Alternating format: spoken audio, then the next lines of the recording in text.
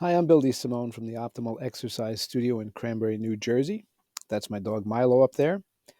I'm joined by 2025 intern Shaliza, an exercise science major from Rutgers Kinesiology and Health. And in this video, we'll demonstrate the second of the quick start workouts. These workouts are designed to introduce you to weight training, not for bodybuilding, not for boot camp, not for sports, but for the health benefits you can get from training regularly and safely with weights. In the first quick start video, we elaborated on those benefits and demonstrated the leg press, row, chest press, bird dog, and curl up.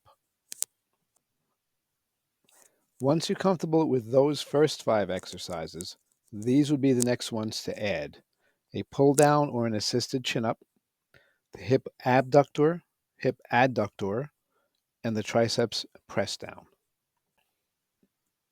In the first group of exercises, the row emphasizes the muscles that retract your scapula and so is good to encourage better posture and shoulder health. This exercise, the creatively named pull down, is less effective at retracting the scapula, but more effective at working the large muscles between your shoulders and hips, the latissimus dorsi. These muscles help in protecting the shoulder as they depress the humerus into the joint, but mainly they give shape to the back of your upper body. Start with your elbows about eye level and pull your elbows to your ribs.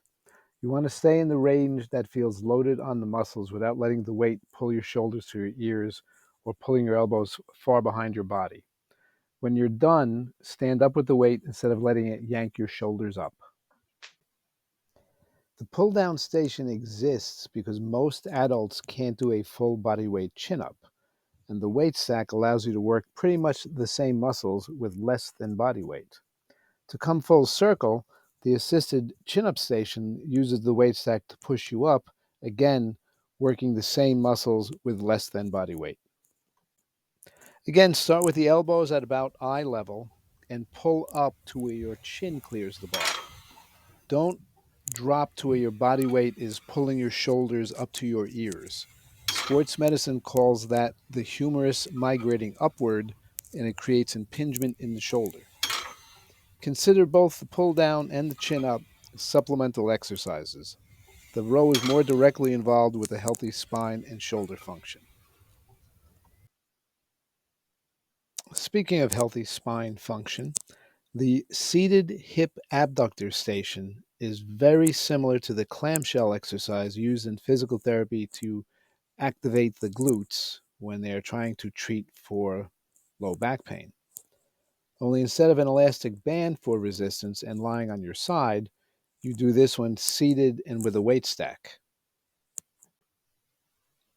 Squeeze, don't heave the pads apart, and pause for a count at the top. As you lower the weight, pause and hold just before the stack hits. When you first do this, you may feel it all over your lower body, but as you practice, the body will sort out the muscles it doesn't need and you will feel the glutes working directly. The adductor station works the muscles doing the opposite action, pulling the knees together.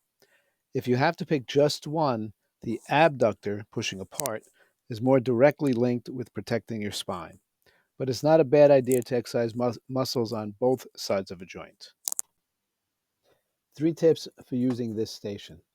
Number 1, set the range so the weight doesn't push you into an extreme stretch. Number 2, don't try to set personal records with the weight on this exercise. This is more of a control exercise.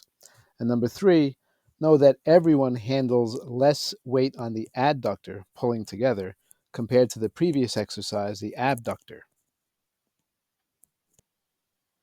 Another creatively named exercise, the triceps press down.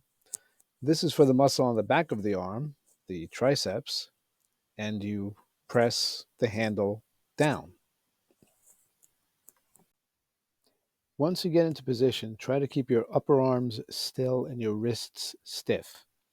Only your forearm should move from a bit above horizontal to bringing the handle to your thighs.